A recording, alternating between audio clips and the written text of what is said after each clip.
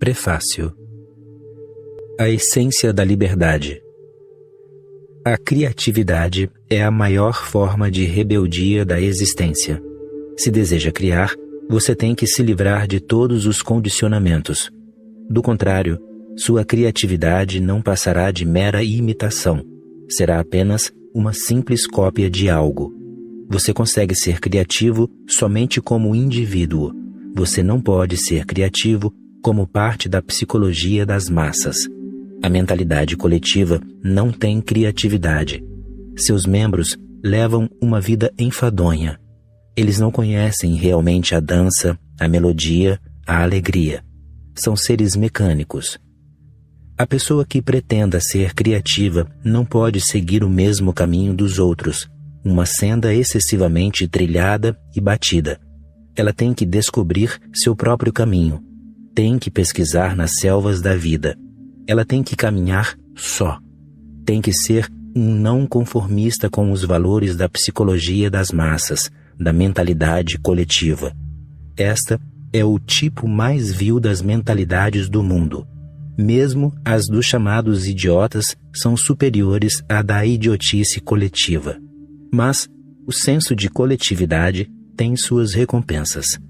Ele ajuda a respeitar, a honrar as pessoas quando elas insistem que o caminho da mentalidade coletiva é o único e correto caminho. Foi por mera e simples necessidade que no passado os criadores de todos os tipos, pintores, dançarinos, músicos, poetas, escultores, tiveram que renunciar à respeitabilidade. Eles tiveram que levar uma espécie de vida de boêmio, de vagabundo. Era a única possibilidade que tinham de serem criativos. As coisas não precisam ser assim no futuro. Se você me entende, se sente que o que eu estou dizendo é verdadeiro, então no futuro todos deveriam viver individualmente e não haverá necessidade de se levar uma vida extravagante. Esse tipo de vida é o subproduto de uma vida fixa, ortodoxa, convencional, respeitável.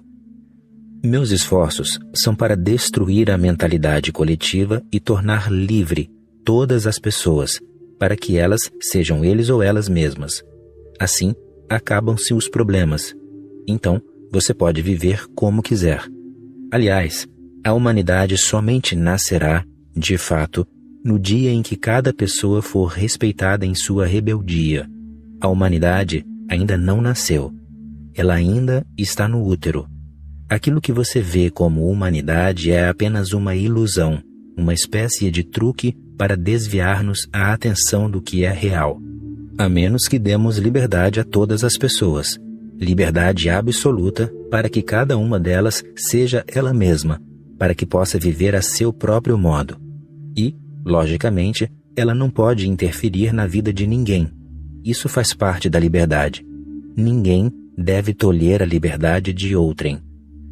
Mas, no passado, todo mundo metia o nariz nos assuntos dos outros, até mesmo em coisas absolutamente pessoais, sem nenhuma relação com a sociedade.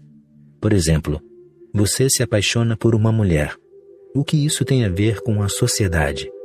É um fenômeno puramente pessoal, e não um produto exposto em feira livre, para que todos o examinem e avaliem. Quando duas pessoas concordam em viver em comunhão amorosa, a sociedade não deve se intrometer nisso. Mas a sociedade se intromete no assunto com toda a sua parafernália, de forma direta ou de forma indireta. O policial se posta entre os amantes, o magistrado entre os amantes. E, quando isso não basta, as sociedades criam um superpolicial, um Deus, para tomar conta de você. Essa ideia de Deus é como a de um bisbilhoteiro que não respeita sua privacidade nem mesmo no banheiro, que não para de espiar através do buraco da fechadura a observar o que você está fazendo. Isso é horrível. Todas as religiões do mundo afirmam que Deus o observa constantemente. Isso é feio. Que Deus é esse? Ele não tem nada para fazer que não seja observar todo mundo, seguir todo mundo? Esse Deus mais parece o detetive absoluto. A humanidade precisa de uma nova terra, uma terra de liberdade. O modo de vida extravagante foi uma reação necessária, mas, se minha visão prevalecer, não haverá extravagância, pois não haverá mais o que se chama de mentalidade coletiva tentando dominar as pessoas. Então, todos ficarão à vontade consigo mesmos. Obviamente, você não pode se intrometer nos assuntos de ninguém. E, no que diz respeito à sua vida, você deve vivê-la como quiser. Com isso, haverá somente criatividade. A criatividade é a essência da liberdade individual. A pessoa criativa é aquela que tem introspecção, que consegue ver coisas que nenhuma outra viu antes, que ouve coisas que ninguém ouviu antes. Nela, sim, há criatividade. Preparando o terreno. Assim que a doença desaparece, todos se tornam criativos. Que isso seja entendido tão bem quanto possível. Somente as pessoas doentes são destrutivas. As pessoas saudáveis são criativas. A criatividade é a essência da verdadeira saúde. Quando uma pessoa é realmente saudável, a criatividade lhe vem naturalmente. Ocorre-lhe o impulso para criar. Os 3 Cs. A humanidade chegou a uma encruzilhada. Nós temos levado uma vida de homem de primeira dimensão e esgotamos todas as possibilidades dela.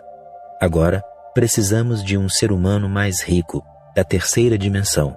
Eu a chamo de dimensão dos 3 Cs, assim como no caso dos 3 Rs. O primeiro C é o da consciência. O segundo C é o da compaixão. O terceiro é o C da criatividade. A consciência é existência, a compaixão, sentimento, a criatividade, ação. Minha visão do novo ser humano tem que abranger as 3 ao mesmo tempo. Eu estou lhe propondo o maior desafio que já se fez, a tarefa mais difícil de realizar. Você tem que ser tão meditativo quanto um Buda, tão amoroso quanto um Krishna, tão criativo quanto o Michelangelo, Leonardo da Vinci.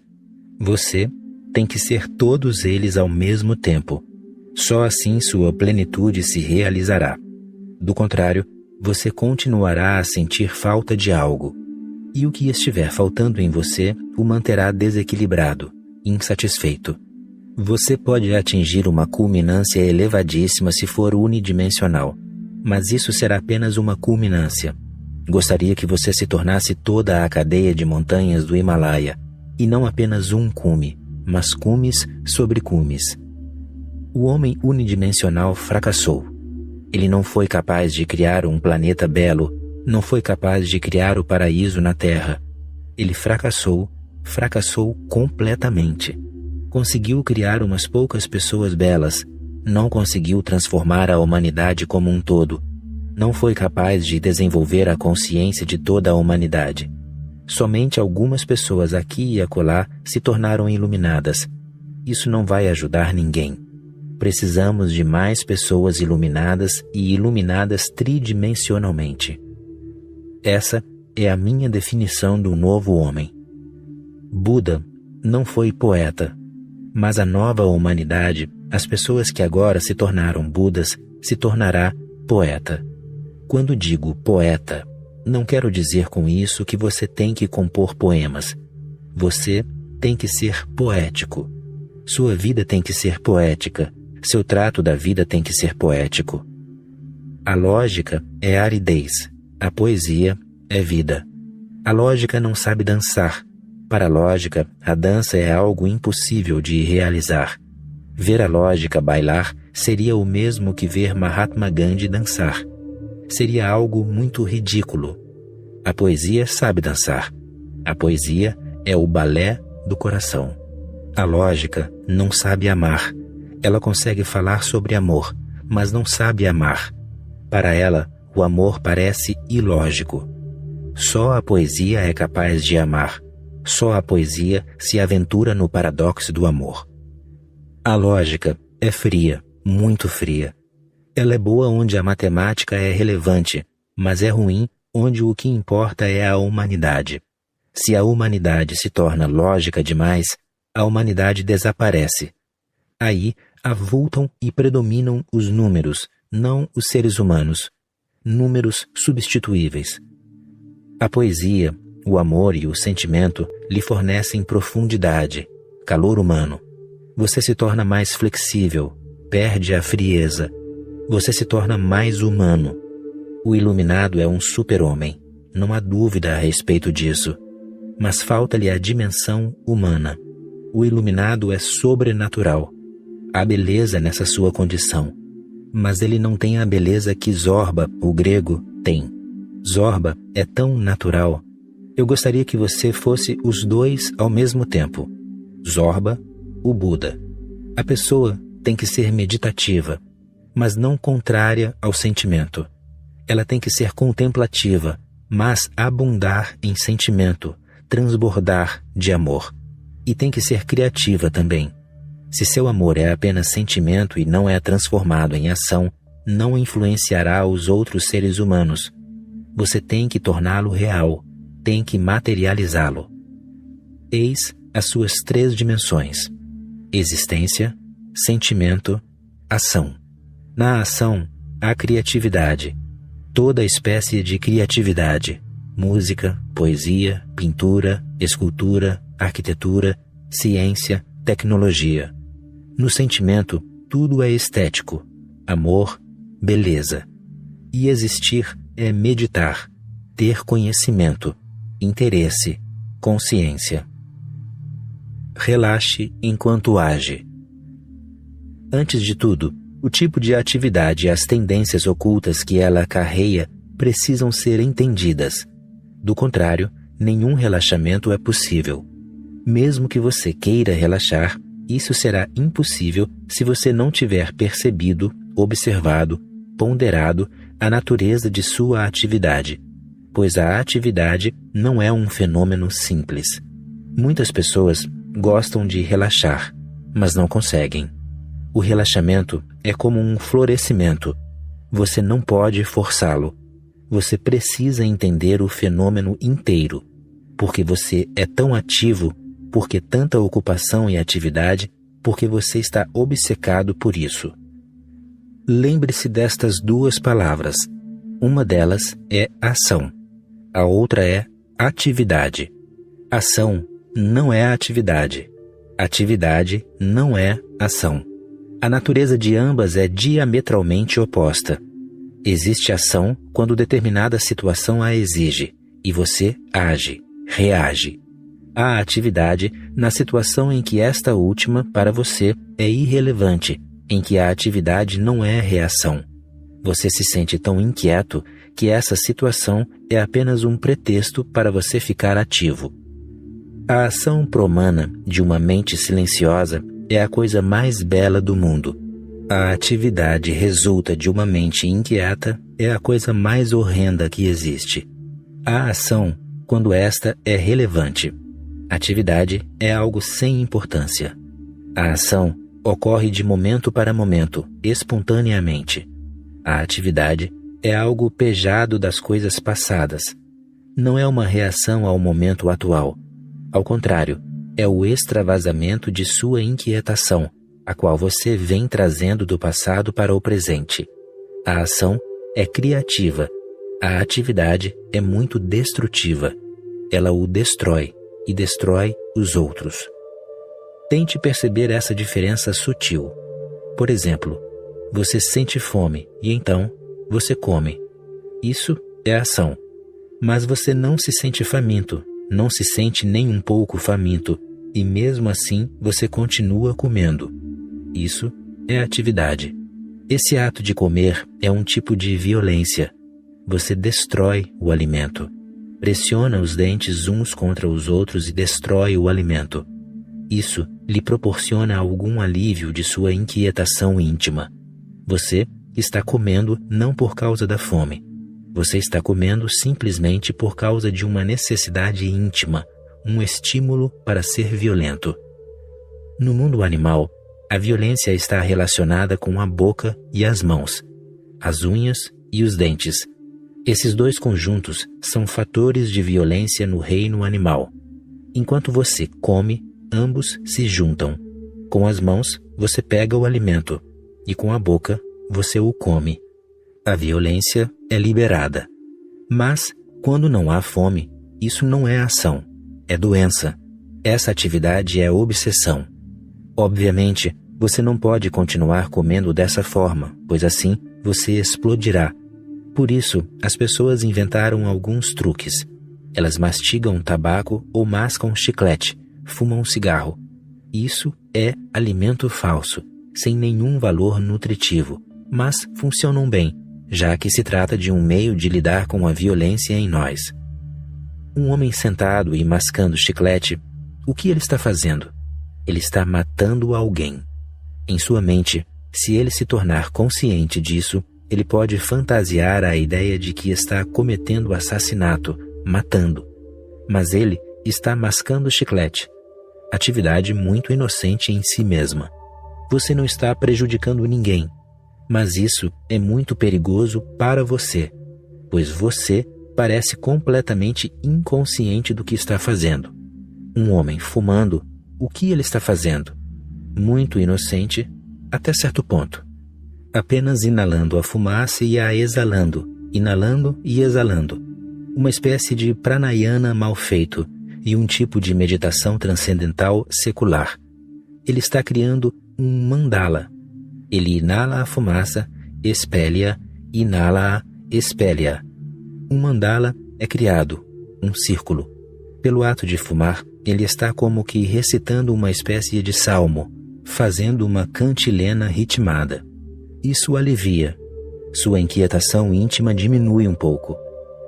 Quando estiver conversando com alguém, lembre-se sempre, isto é quase 100% exato. Se a pessoa começa a dar mostras de que deseja fumar, isso significa que ela está enfastiada e você deveria afastar-se ou despedir-se dela. Se pudesse, ela o expulsaria da presença dela. Isso não pode ser feito, seria muito indelicado. Ela procura o cigarro e diz: agora chega. Não aguento mais. No reino animal, ela teria saltado sobre você, mas não pode fazer isso. Ela é um ser humano, civilizada. Ela salta sobre o cigarro e começa a fumar. Agora, ela já não se preocupa com você. Agora, ela está envolta em seu próprio e fumarento cântico. Isso alivia. Mas essa atividade demonstra que ela está obcecada. Ela não consegue continuar sendo ela mesma. Não consegue permanecer silente. Não consegue permanecer inativa. Por meio da atividade, ela se vê na possibilidade de expelir de si a sua loucura, insanidade. Ação é beleza. Ação resulta de uma reação espontânea. A vida precisa de reação e a todo momento você precisa agir. Mas a atividade vem pelo momento atual. Você se sente faminto e procura comida. Você sente sede e vai à fonte de água. Você está se sentindo sonolento e vai dormir. É em razão da plenitude da situação que você age. Ação é algo espontâneo e pleno. A atividade jamais é espontânea. Ela é oriunda do passado. É possível que você a venha acumulando há muitos anos e ela acaba explodindo no presente, embora ela não seja relevante. Mas a mente é astuta. Ela sempre achará motivos para a prática da atividade. A mente sempre tentará provar que isso não é atividade, que isso é ação, que é necessário. De repente, você explode de raiva. Todos à sua volta percebem que isso não era necessário, que a situação não exigia isso, que a coisa era simplesmente insignificante. Mas o fato é que você não consegue entender isso. Todos observam. O que você está fazendo? Não havia necessidade disso. Por que você está tão furioso? Mas você acha razões para isso. Conclui que isso é necessário. Essas razões o ajudam a permanecer inconsciente de sua loucura. Essas coisas são o que George Gurdjieff costumava chamar de amortecedores. Você cria amortecedores do raciocínio em torno de você para que não perceba a realidade da situação. Amortecedores são mecanismos usados em trens entre dois vagões. Amortecedores são usados para que, em caso de paradas súbitas, os passageiros não sofram toda a intensidade do choque. Os amortecedores absorvem o choque. Sua atividade é sempre irrelevante, mas seus amortecedores do raciocínio não permitem que você enxergue a situação. Os amortecedores o cegam, e esse tipo de atividade continua. Se a atividade existe, você não consegue relaxar. Como você poderia relaxar? Por ser uma necessidade obsessiva, você sempre quer fazer algo, seja o que for. Existem tolos no mundo inteiro que não param de dizer: faça algo, em vez de não fazer nada.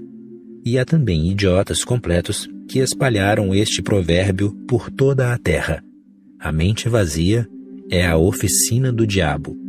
Não é. A mente vazia é a oficina de Deus. A mente vazia é a coisa mais bela do mundo, a mais pura delas. Como pode a mente vazia ser a oficina do diabo?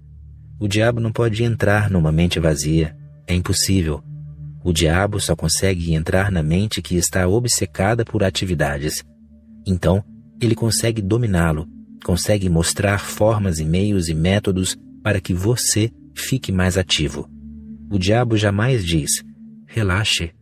Ele diz: por que você está desperdiçando seu tempo? Faça algo, homem, mexa-se.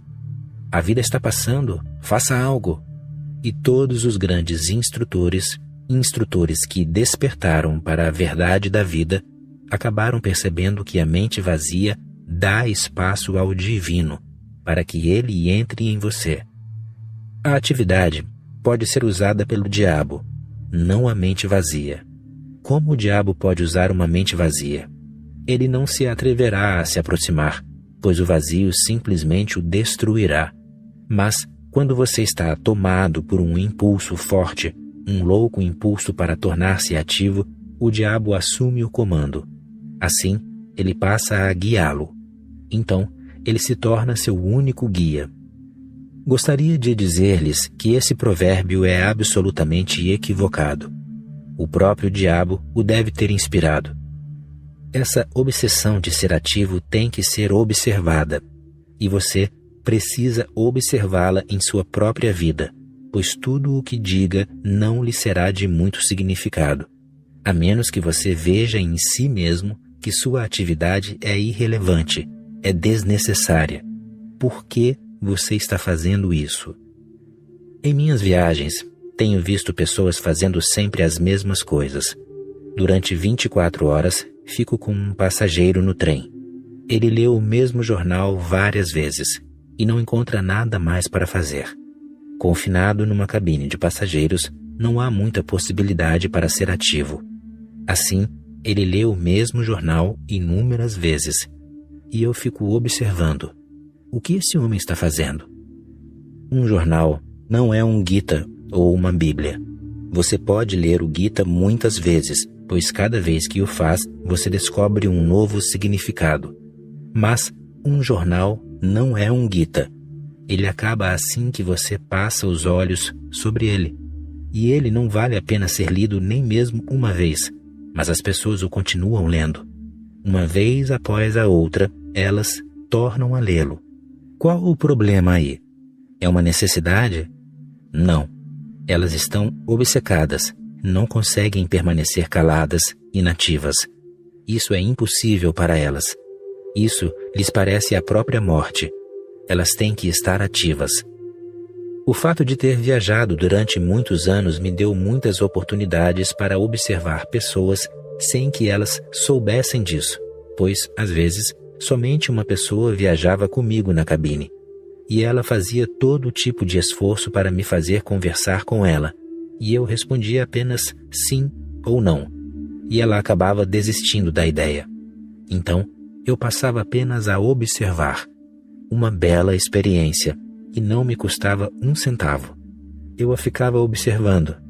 Ela abria a pasta, e eu via que ela não estava fazendo nada. Em seguida, ela olhava brevemente o interior e a fechava. Depois, abria a janela e a fechava a seguir. Mais adiante, o homem tornava a se ocupar com o jornal, e filmava, e abria a pasta, e a arrumava, e abria a janela, e olhava a paisagem. O que ele está fazendo? E por quê? Um impulso interior, algo freme dentro dele, um estado mental febril. Ele tem que fazer algo, do contrário, estará perdido. Ele deve ser um homem ativo. Agora, há um momento para relaxar. Ele não consegue relaxar. O velho hábito predomina. Consta que Aurangzeb, imperador mongol, aprisionou seu velho pai. O pai de Aurangzeb, Shah Jahan, construiu o Taj Mahal. O filho o aprisionou, o destronou. Consta também que, e isto está escrito na autobiografia de Aurangzeb, depois de alguns dias, Shah Jahan deixou de preocupar-se com a prisão, pois toda a regalia lhe foi concedida. A prisão era um palácio e Shah Jahan estava vivendo como vivera antes. Ela não parecia uma prisão. Absolutamente tudo de que ele precisava havia ali. Somente uma coisa estava faltando, e era atividade. Ele não podia fazer nada. Assim, ele pediu a seu filho Aurangzeb: sim, você tem me fornecido tudo, e tudo é muito bom. Mas há uma coisa pela qual eu lhe serei grato para todo o sempre se você puder me atender, e essa coisa é: envie-me 30 jovens. Eu gostaria de lecionar-lhes. Aurangzeb não conseguiu acreditar no que ouviu. Por que meu pai gostaria de dar aulas a 30 jovens? Ele jamais tinha demonstrado nenhuma inclinação para ser professor, jamais se interessara por nenhum tipo de educação. O que havia acontecido com ele? Mas o imperador satisfez o desejo do pai. 30 jovens foram enviados a Shah Jahan, e tudo ficou bem. Ele se tornou imperador outra vez com os 30 pequenos jovens. Você entra para a escola primária e o professor é quase um imperador. Você pode ordenar que eles se sentem e eles terão que se sentar. Você pode mandar que se levantem e eles terão que se levantar. E, naquele cômodo, ele criou com os 30 jovens todo o ambiente de sua corte. Simplesmente o velho hábito e o vício inveterado de dar ordens a pessoas. Aliás, os psicólogos suspeitam de que os professores são como políticos. Logicamente, não muito confiantes em si mesmos a ponto de entrarem para a política. Eles vão para as escolas e lá se tornam presidentes, primeiros ministros, imperadores. Crianças pequenas, e eles lhes dão ordem e as forçam a fazer isso ou aquilo. Os psicólogos suspeitam também que os professores têm certa inclinação para o sadismo, de que eles gostam de torturar os alunos.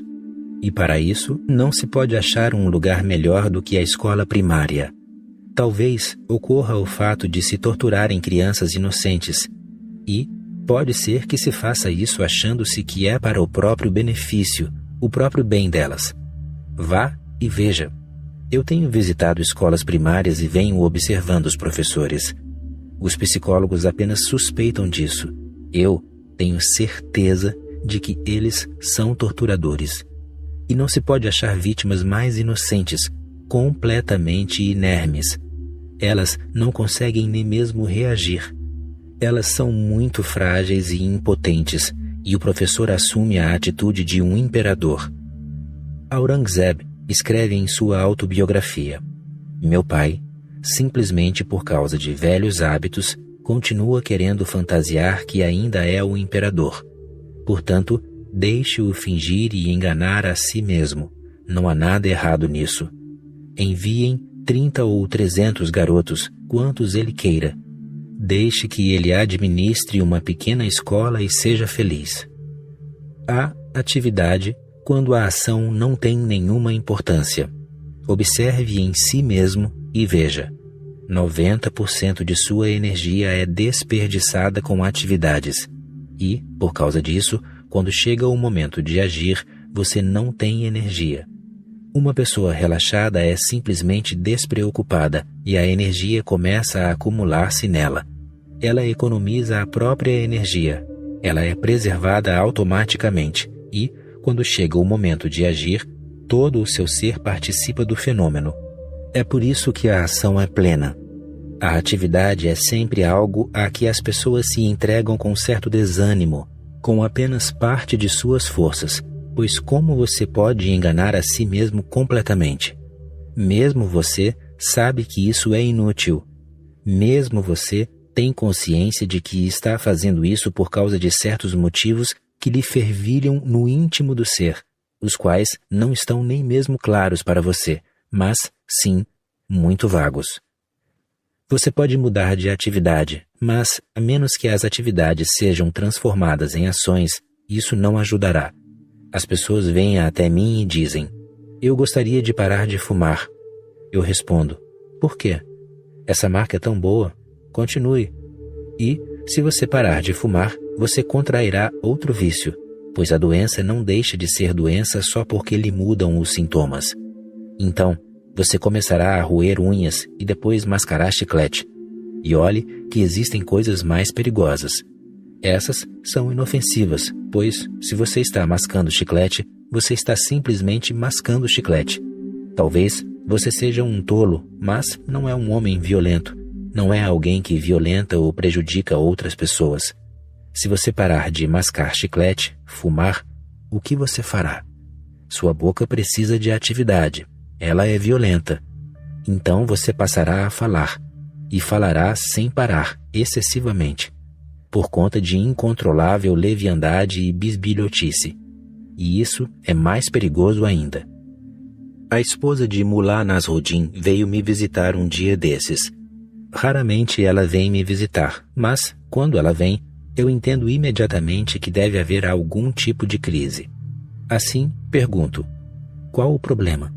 Ela precisou de 30 minutos e de milhares de palavras para dizer-me: Mullah Nasruddin fala enquanto dorme. Eu gostaria que você sugerisse algo. O que eu deveria fazer? Ele fala demais e é difícil dormir no mesmo quarto que ele. E ele grita e diz coisas obscenas. Eu lhe disse: você não deve fazer nada. Simplesmente dê a ele uma chance para conversar quando vocês dois estiverem acordados. As pessoas falam sem parar. Não dão nenhuma chance a ninguém mais. Falar é o mesmo que fumar. Se você falar durante 24 horas, e você fala mesmo. Enquanto está acordado, você fala. Depois, se o corpo cansa, você adormece. Mas a falação continua. Durante 24 horas, um dia inteiro, você fala, e fala, e fala. Isso é como fumar, pois o fenômeno é o mesmo. A boca precisa de movimento. E a boca é a causa da atividade básica, porque falar foi a primeira atividade que você realizou em sua vida. A criança nasce e começa a sugar o seio da mãe. Essa é a primeira atividade, e a atividade fundamental.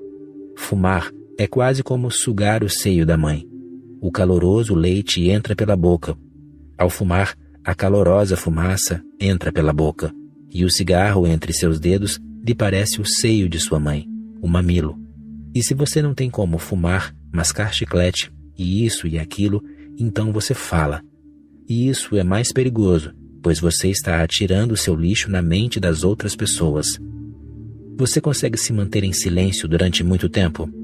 Os psicólogos dizem que se você permanecer calado durante 3 semanas, você começará a falar sozinho.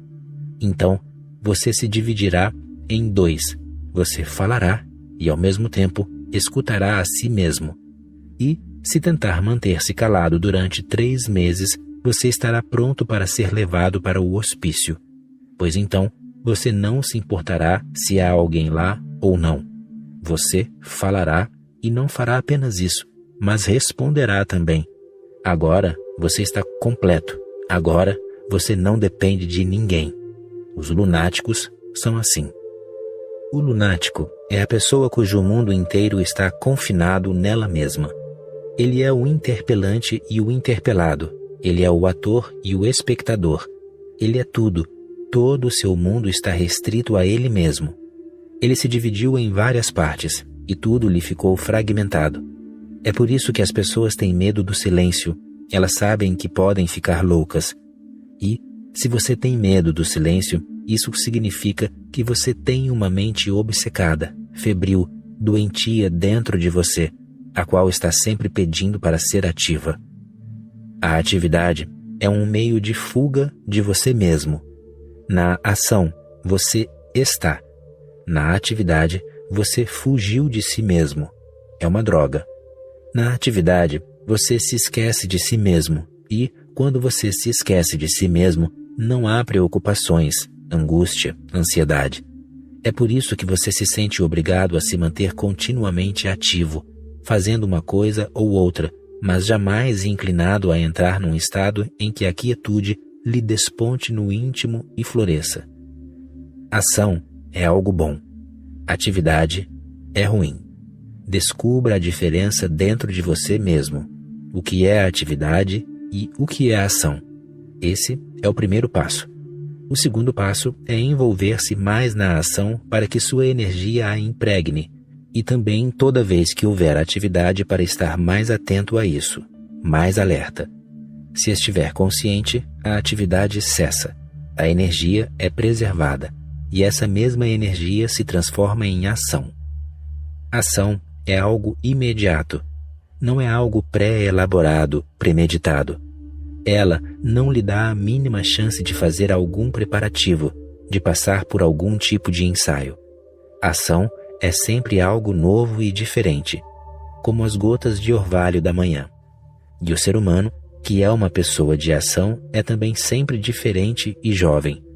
Seu corpo pode envelhecer, mas seu espírito de originalidade permanece.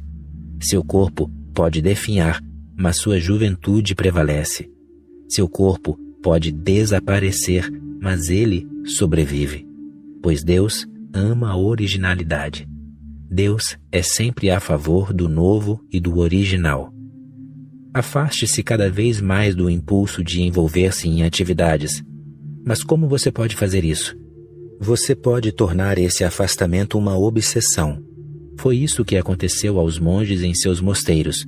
O abandono de atividades tornou-se a obsessão deles, e eles fazem conscientemente algo para abandoná-las. Preces, meditação, yoga e outras coisas mais. Ora, isso também é atividade. Você não conseguirá fazer isso dessa forma. Isso virá pela porta dos fundos. Torne-se consciente. Procure sentir a diferença entre ação e atividade. E quando alguma atividade tomar conta de você, em verdade, isso deveria chamar-se de possessão. Quando alguma atividade possuí-lo, como um fantasma o faz, a atividade é um fantasma. Ela vem do passado. Ela está morta. Quando alguma atividade possuí-lo e você se tornar inquieto, procure então tornar-se mais ciente de sua situação. É tudo o que você pode fazer. Observe-a. Mesmo que você tenha que realizá-la, faça-o com consciência total disso. Fume, mas fume bem lentamente, com perfeito conhecimento disso, para que você entenda o que está fazendo.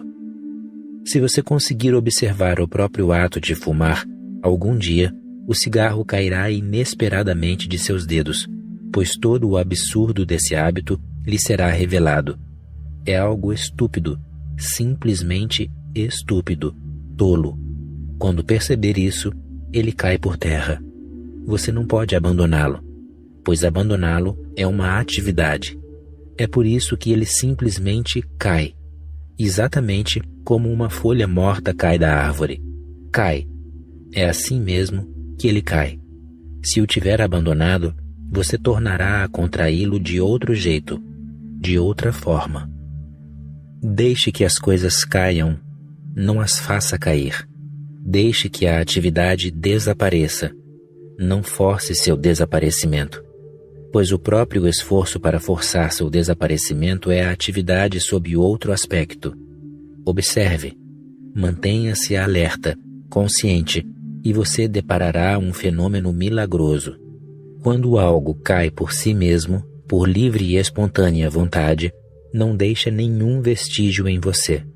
Se você lhe força a queda, ele deixa sequelas. Nesse caso, você sempre se gabará de que, embora tivesse fumado durante 30 anos, conseguiu abandonar o vício. Mas essa gabolice não muda nada.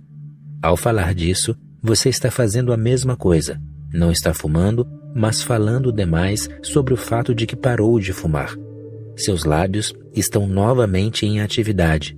Sua boca está ativa. Sua violência está lá. Se a pessoa realmente entende a questão, as coisas caem.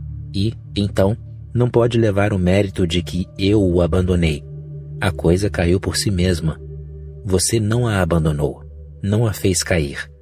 Seu ego se enfraquece com isso.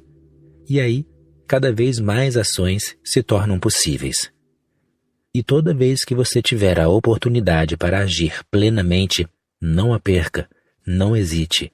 Haja, haja mais e deixe que as atividades caiam espontaneamente. Uma transformação lhe ocorrerá aos poucos. Isso leva tempo, precisa de amadurecimento, mas não há necessidade de pressa. Considere estas palavras de Tilopa. Não faça nada com o corpo, exceto relaxar. Feche bem a boca e permaneça em silêncio. Esvazie a mente e não pense em nada. Não faça nada com o corpo, exceto relaxar. Agora, você pode entender o que significa relaxar. Significa a ausência de impulsos em você para realizar alguma atividade. Relaxar não é manter-se deitado como uma pessoa morta. E você não pode ficar deitado como um defunto.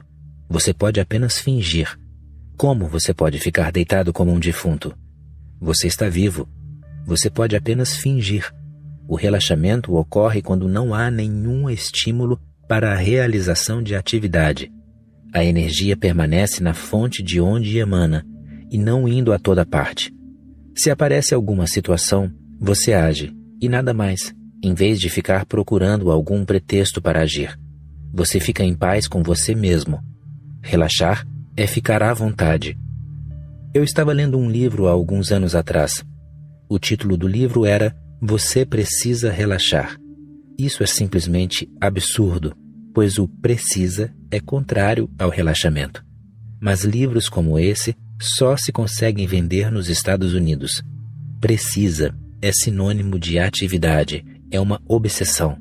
Sempre que há um precisa, há também obsessão por trás disso. Na vida, existem ações, mas nenhum precisa, pois, de outro modo, o precisa gerará loucura. Você precisa relaxar. Aqui, o relaxamento se torna a obsessão. Você tem que assumir essa ou aquela postura e deitar-se e sugestionar o corpo dos pés à cabeça, dizer aos pés, relaxe, e depois levantar-se. Por que precisa? O relaxamento ocorre quando não há nenhum precisa ou deve na sua vida. O relaxamento não envolve apenas o corpo, nem apenas a mente, mas todo o seu ser. Você está envolvido em muita atividade e, logicamente, está cansado, esgotado, ressequido, murcho. Sua energia vital não flui. Há somente obstáculos e obstáculos e obstáculos. E toda vez que você faz algo, você o faz freneticamente. Lógico que a necessidade de relaxar aparece. É por isso que tantos livros sobre relaxamento são publicados mensalmente. Jamais vi alguém que tenha conseguido relaxar por meio da leitura de um livro sobre relaxamento. Em verdade, esse tipo de pessoa fica mais agitada, pois agora toda a sua vida de atividade permanece intocável. Sua obsessão para ser ativa ainda está lá, a doença está lá, e ela finge que se encontra em estado de relaxamento. Assim, ela se deita com todo o desassossego em seu íntimo, como um vulcão prestes a entrar em erupção, e ela está relaxando, seguindo as instruções do livro. Como relaxar? Não existe livro que possa ajudá-lo a relaxar, a menos que você leia o livro de seu ser interior. Aí, o relaxamento não é um precisa. Relaxamento é ausência de atividade, e não de ação. Não há necessidade de mudar-se para o Himalaia. Algumas pessoas têm feito isso, Para relaxar, elas se mudam para o Himalaia. Qual a necessidade de se mudar para o Himalaia? A ação não deve ser abandonada, pois, se você abandona a ação, você abandona a vida. E aí, você estará morto, e não relaxado. No Himalaia, você encontrará filósofos que estão mortos, e não relaxados. Eles fugiram da vida, da ação. Este é o ponto sutil a ser entendido. A atividade tem que desaparecer, mas a ação não. Abandonar ambas é fácil. Você pode abandoná-las e fugir para o Himalaia. É fácil. Ou, então, a outra coisa que é fácil. Você pode continuar em suas atividades e obrigar a si mesmo a relaxar todas as manhãs ou noites, durante alguns minutos. Você não entende a complexidade da mente humana, o seu mecanismo. O relaxamento é um estado. Você não pode impô-lo. Você simplesmente abandona as coisas negativas, os impedimentos, e ele vem. Aparece por si mesmo. O que você faz quando vai dormir à noite? Faz algo? Se faz, você se tornará um insone. Você entrará em estado de insônia. O que você faz? Você simplesmente se deita e dorme. Não há nenhuma atividade nisso. Se você fizer algo, será impossível dormir. Aliás, tudo o que é preciso para adormecer é que a continuidade das atividades do dia cessem na mente. Só isso. Quando a atividade não está lá, na mente, a mente relaxa e o sono vem. Se você fizer algo para adormecer, fracassará. Será impossível conciliar o sono. Não é necessário fazer algo, absolutamente. Tilopa afirma: não faça nada com o corpo, exceto relaxar. Não faça nada. Nenhuma postura yoga é necessária. Nenhuma torcedura ou contorção do corpo são necessárias. Não faça nada. Apenas a ausência de atividade é necessária. E como isso virá? Virá pelo entendimento. O entendimento é a única disciplina. Entenda suas atividades que, de repente, no meio da atividade, você toma consciência dela e ela cessa. Se você toma consciência do porquê de a estar realizando, ela cessa. Essa interrupção é o que Tilopa quer dizer com as palavras: não faça nada com o corpo, exceto relaxar. O que é o relaxamento? É um estado no qual sua energia não flui em nenhum sentido, nem para o futuro, nem para o passado.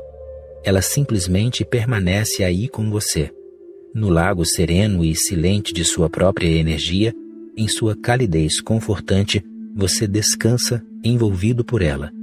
Esse momento é tudo. Não há outro momento. O tempo para. Então, ocorre o relaxamento. Se o tempo estiver lá, então não há relaxamento. Simplesmente o relógio para. Não há tempo. Esse momento é tudo. Você não deseja mais nada, mas simplesmente desfrutar dele. As coisas simples nos empolgam porque são belas. Na verdade, nada é simples. Então, tudo é extraordinário. As pessoas vêm a mim e me perguntam: você acredita em Deus? Eu respondo: sim, porque tudo é extraordinário. E como poderia ser esse o caso sem uma profunda consciência disso? Coisas simples. Caminhar sobre a grama quando as gotas de orvalho ainda não tenham se evaporado e simplesmente sentir de todo ali a textura, o toque da grama sob os pés, o frescor do orvalho, a brisa da manhã, o sol nascendo.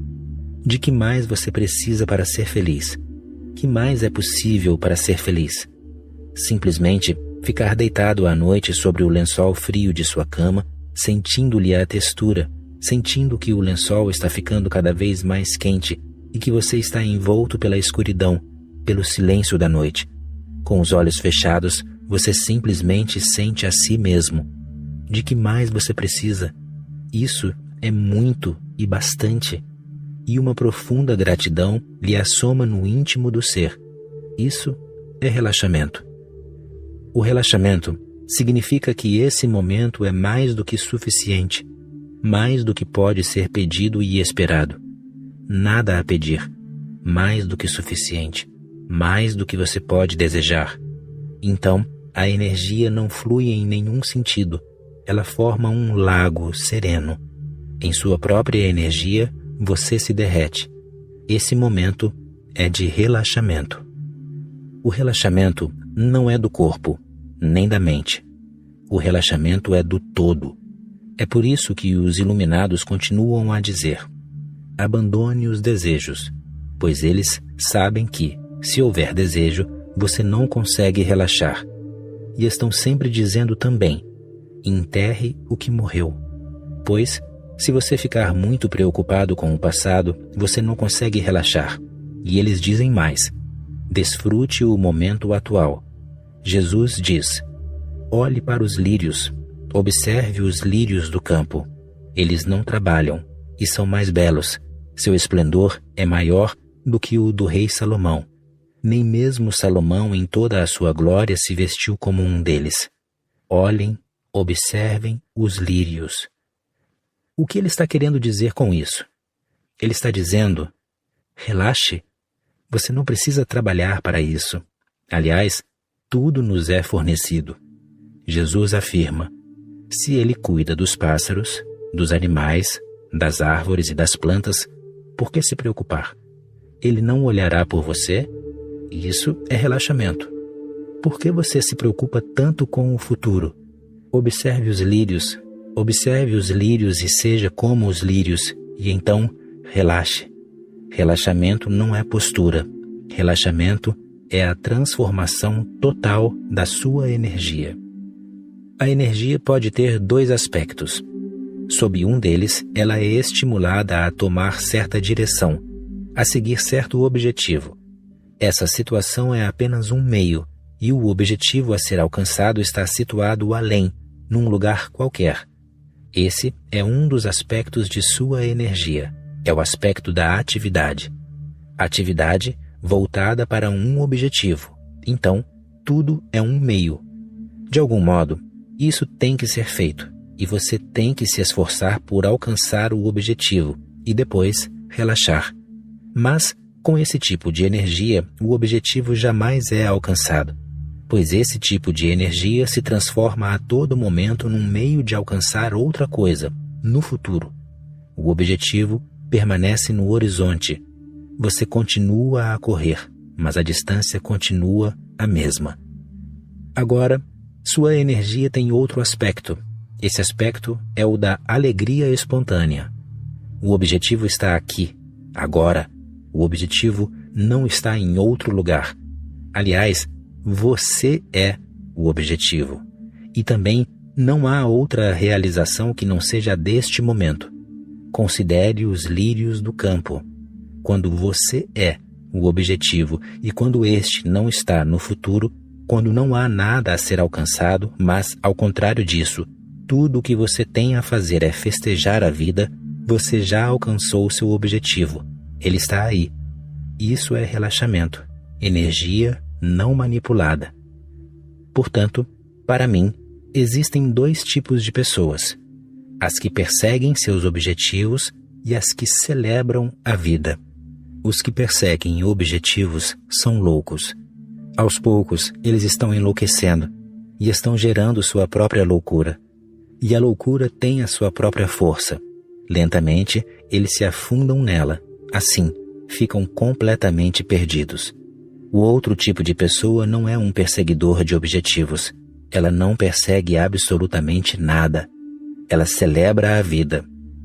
Seja a pessoa que celebra. Comemore. Já existe muita coisa. As flores vicejam, os pássaros cantam, o sol está no céu. Celebre a vida. Você está respirando e está vivo e tem consciência. Festeje. Com isso, de repente, você relaxa. Aí, não há mais tensão, não há mais angústia. Toda a energia que se houver transformado em angústia se torna gratidão. Seu coração passa a bater embalado por uma gratidão mais profunda. Isso é oração.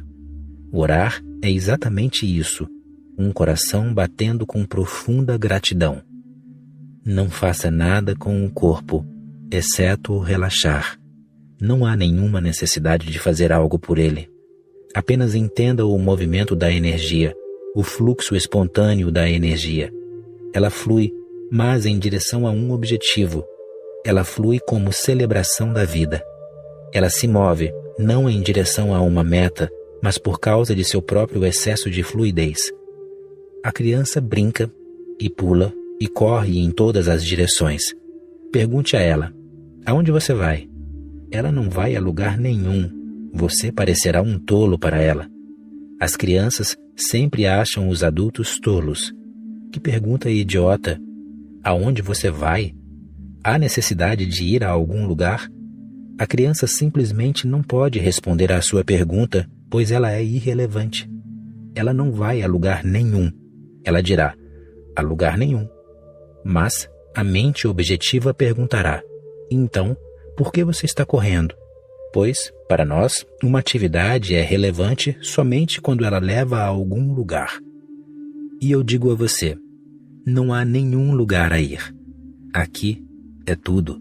Toda a existência culmina neste momento, converge para este momento. Toda a existência está fluindo para este momento. Tudo o que existe está fluindo para este momento. É aqui, agora. A criança está simplesmente usufruindo a energia. Ela tem tanta. Ela está correndo não porque tenha que atingir algum lugar, mas porque ela tem muito. Ela tem que correr. Haja espontaneamente, por simples excesso de fluidez de sua energia. Compartilhe, mas não negocie, não faça barganhas. Dê porque você tem, não dê para receber em troca, pois assim você cai na miséria. Todos os que barganham vão para o inferno. Se quiser ver os maiores negociadores e mercadores irem para o inferno, você os encontrará lá. O paraíso não foi feito para mercadores. O paraíso foi feito para comemoradores. Nos meios cristãos, há séculos que se faz com frequência a pergunta: o que os anjos fazem no céu? É uma pergunta relevante para pessoas que costumam perseguir objetivos. O que os anjos fazem no céu? Acho que não se faz nada lá. Não há nada para fazer. Uma pessoa perguntou a Meister Eckhart: o que os anjos fazem no céu? Ele disse: que tipo de idiota é você? O céu é um lugar de celebração. Eles não fazem nada. Eles simplesmente comemoram a glória do céu, a magnificência dele, a poesia dele, a beleza dele. Eles o comemoram. Eles cantam e dançam e celebram. Mas acho que esse homem ficou insatisfeito com a resposta de Meister Eckhart, pois, para nós, uma atividade só tem significado quando nos leva a algum lugar, quando tem um objetivo. Lembre-se, a atividade está voltada para objetivos. A ação, não. Ação é fluidez abundante de energia. Ação tem relação com o momento atual. É uma reação, algo espontâneo, sem premeditação. Toda a existência vem ao seu encontro, põe-se de frente para você e ocorre uma reação. Os pássaros estão cantando e você começa a cantar também. Não é uma atividade. De repente, você descobre que ela está ocorrendo, que você começou a cantarolar. Isso é ação. E quando você se envolve mais e mais em ações e cada vez menos em atividades, sua vida muda e se torna um estado de relaxamento profundo. Então, você faz, mas se mantém relaxado. Um iluminado nunca se cansa. Por quê? Porque ele não é um agente. Tudo que ele tem, ele dá, prodigaliza. Não faça nada com o corpo, exceto relaxar. Feche bem a boca e permaneça em silêncio. A boca é realmente algo muito significativo, pois foi dali que saiu a primeira atividade. Seus lábios realizaram a primeira atividade. Ao redor da região da boca está o começo de toda a atividade. Você inalou, chorou, começou a tentar pegar com ela o seio de sua mãe. E sua boca está sempre em frenética atividade. É por isso que Tilopa sugere: Entenda o que é a atividade, o que é a ação. Relaxe e feche bem a boca. Sempre que você se sentar para meditar, toda vez que você desejar se manter em silêncio, a primeira coisa a fazer é fechar a boca completamente. Quando você fecha totalmente a boca, sua língua toca o palato. Os lábios ficam completamente cerrados e a língua toca o céu da boca. Feche-a totalmente. Mas isso pode ser feito somente se você tiver seguido tudo o que eu lhe tenho dito, e não antes disso. Você consegue fazê-lo. Fechar a boca não requer muito esforço. Você pode sentar-se como uma estátua, com a boca inteiramente fechada, mas isso não o impedirá de realizar atividades. Bem no fundo do seu ser, o raciocínio insistirá, e, quando o raciocínio insiste, você sente pruridos sutis nos lábios. Talvez as outras pessoas não sejam capazes de notar o fato, pois eles são muito sutis, mas, quando você está pensando, seus lábios tremem ligeiramente, muito sutilmente. Quando você realmente relaxa, o tremor dos lábios cessa. Você não está conversando, você não está realizando nenhuma atividade interiormente. Feche bem a boca e em silêncio permaneça. E não pense em nada. Que fazer? Os pensamentos estão indo e vindo. Deixe-os ir e vir. Isso não é problema.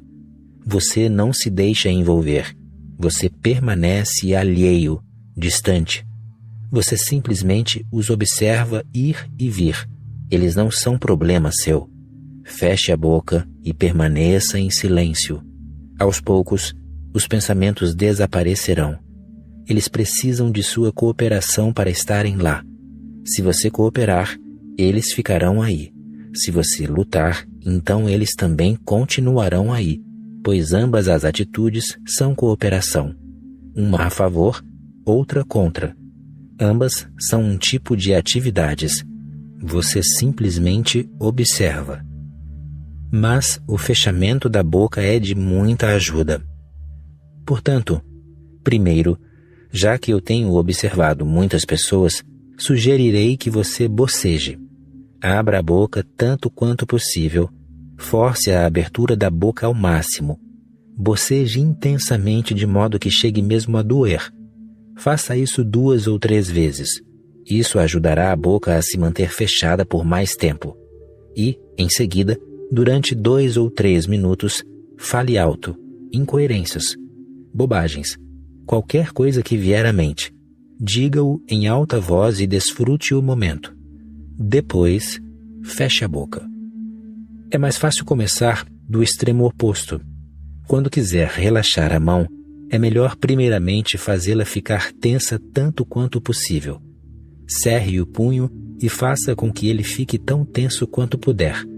Faça agora justamente o contrário e relaxe. Então, agora você conseguirá um relaxamento mais profundo do sistema nervoso. Faça gestos, caretas, movimentos da face, contorções, bocejos, fale asneiras durante 2 ou 3 minutos e depois feche a boca. Essa tensão lhe dará mais possibilidade de relaxar os lábios e a boca. Feche a boca e haja agora somente como observador. Em pouco tempo, o silêncio se fará em você. Há 2 tipos de silêncio. Um deles é o silêncio que você pode impor a si mesmo. Isso não é uma coisa muito delicada. É um tipo de violência, é uma espécie de violação da mente, é agressivo. E há o tipo de silêncio que toma conta de você como a noite envolve o dia. Ele vem sobre você, ele o envolve. Você simplesmente cria a possibilidade para isso, a receptividade, e ele vem. Feche a boca, observe. Não tente fazer silêncio.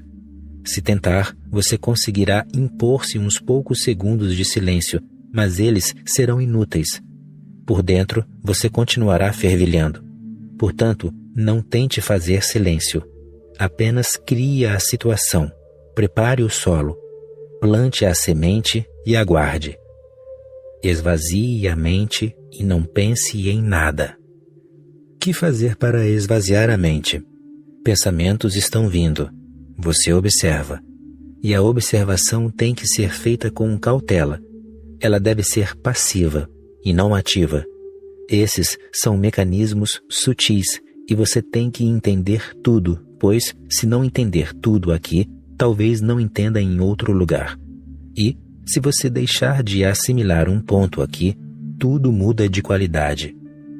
Observe. Observe passivamente e não ativamente. Qual a diferença? Você está esperando a namorada ou a pessoa que ama, e aí você passa a observar ativamente. Então, uma mulher passa pela porta e você se põe de pé bruscamente para saber se ela chegou. Mais adiante, apenas algumas folhas se agitam pela ação do vento e você acha que talvez ela tenha chegado. Você continua a levantar-se bruscamente de quando em vez. Sua mente está muito agitada, ativa. Não, isso não ajudará. Se você ficar muito ansioso e ativo demais, isso não o levará ao silêncio de que estou falando. Seja passivo, como se você estivesse sentado à beira de um rio e o rio segue seu curso e você simplesmente observa. Não há nenhuma ansiedade, nenhuma urgência, nenhuma emergência. Ninguém o está forçando a fazer nada. Mesmo que ache que perdeu algo, não há nada perdido. Você simplesmente observa, apenas olha. Mesmo a palavra observar não é boa, pois essa palavra transmite a sensação de que se está ativo. Você apenas olha, sem ter nada para fazer. Você simplesmente se senta à margem do rio e olha, e o rio flui. Ou, então, você olha para o céu e vê as nuvens passarem. E passivamente. Essa passividade é fundamental.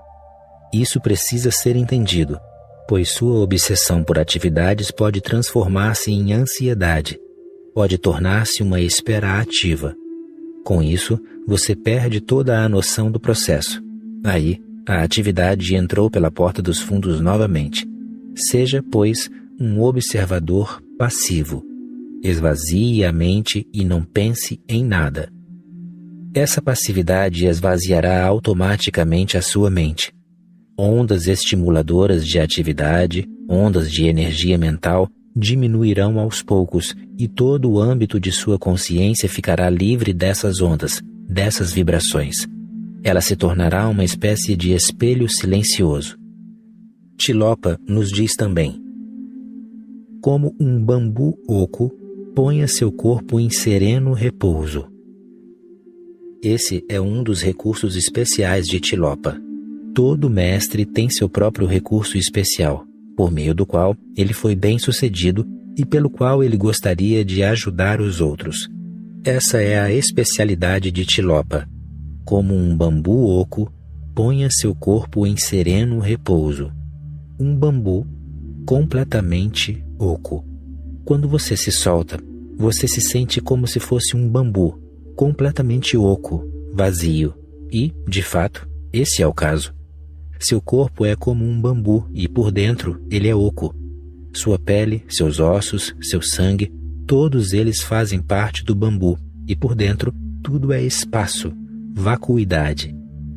Quando estiver sentado com a boca totalmente fechada, inativo, a língua tocando o céu da boca e silencioso, sem fremir pelo assédio de pensamentos, com a mente em estado de observação passiva, sem ansiedade por nada em especial, sinta-se como se fosse um bambu oco. E, de repente, uma fonte infinita de energia começa a jorrar dentro de você. Você é preenchido pelo desconhecido, pelo misterioso, pelo divino.